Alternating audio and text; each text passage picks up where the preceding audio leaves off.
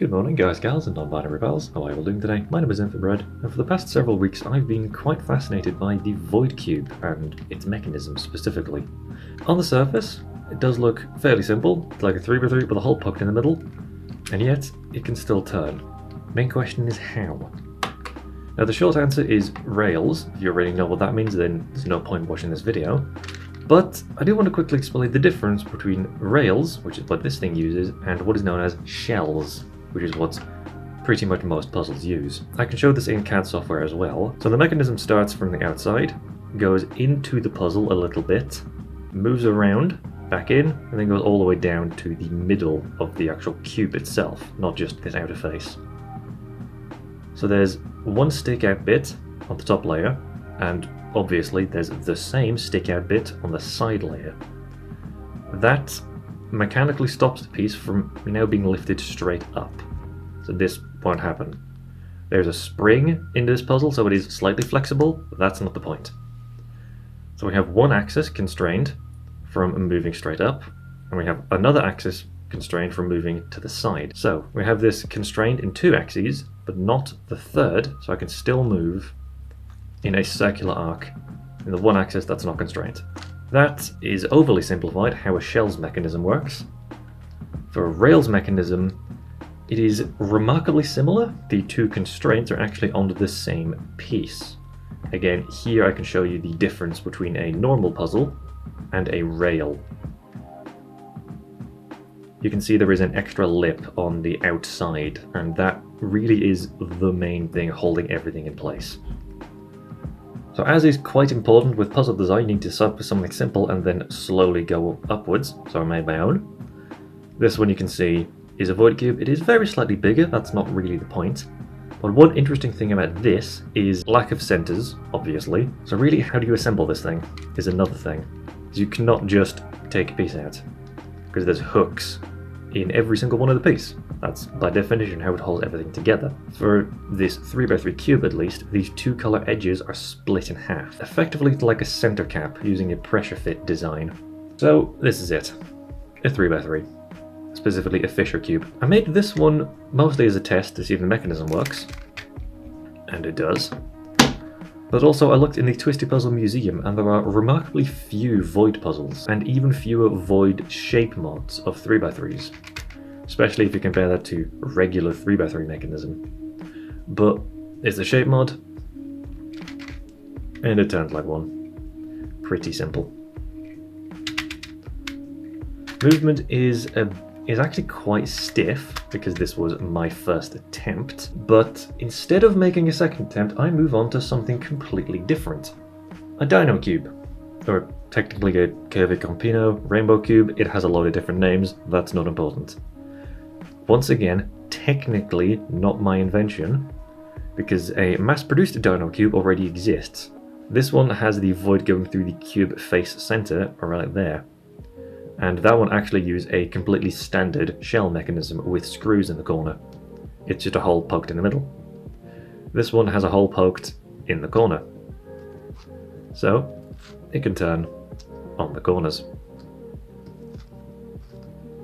This is sort of a standard thing with Dono cubes. Because every piece has two colors, it is technically possible to swap two opposite colors and still have it technically be solved. I am quite happy with this puzzle. It does turn a lot better than the cube, for two main reasons. First of all, there's fewer pieces. Simple. There's only 3 pieces around an axis and not 8, so there's just fewer bits that need to move on every turn. And also I spent actually a couple of different iterations making the clearances for the internal pieces. And once again, every single one of these two color pieces is a pressure fit design to make assembly a bit easier, or physically possible. So cubes are boring, let's do something with a dodecahedron. A rhombic dodecahedron, in fact. A curvicopter. Really, this is a very similar, if not basically the exact same mechanism as the other puzzles I've shown, for both a regular puzzle and the void version. You have a hole poked in the middle, you have one single edge and one single corner. And for this puzzle at least, the single color petals are the one with a pressure fit. But apart from that, it is basically just doing the same thing over and over again, if you find good clearances. So this one can turn on the edges, of course.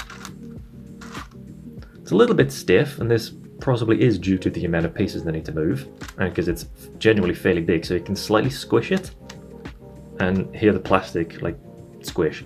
It's a bit weird to have in your hands. What I do like about this one, completely by accident, is I can turn an edge by 90 degrees and then turn the opposite edge. This is not possible on the mass-produced versions. I am very pleased with. And of course it's a curvicopter, so it can jumble to that many degrees. And it can jumble, just like that. Brilliant.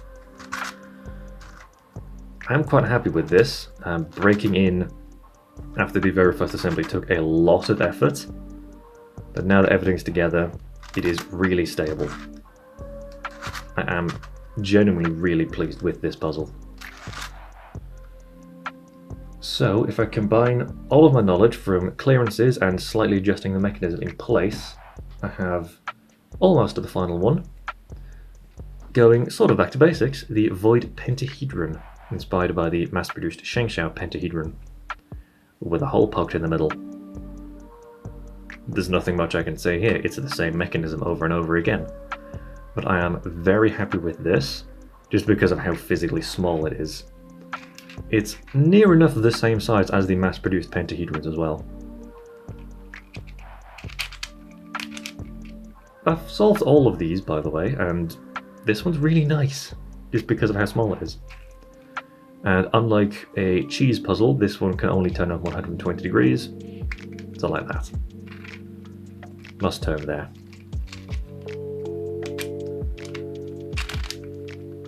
Now technically this puzzle does have a center in the triangles.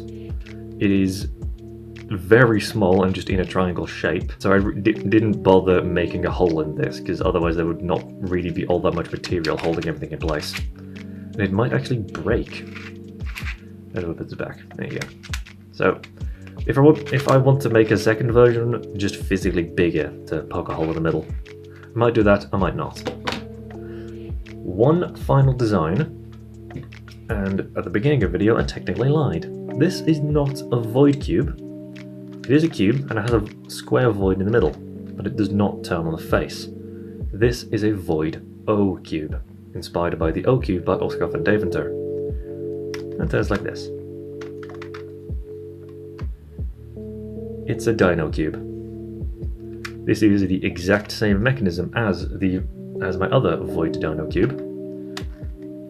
And I'm genuinely really pleased. I can literally copy the CAD file for this and modify it to be this one.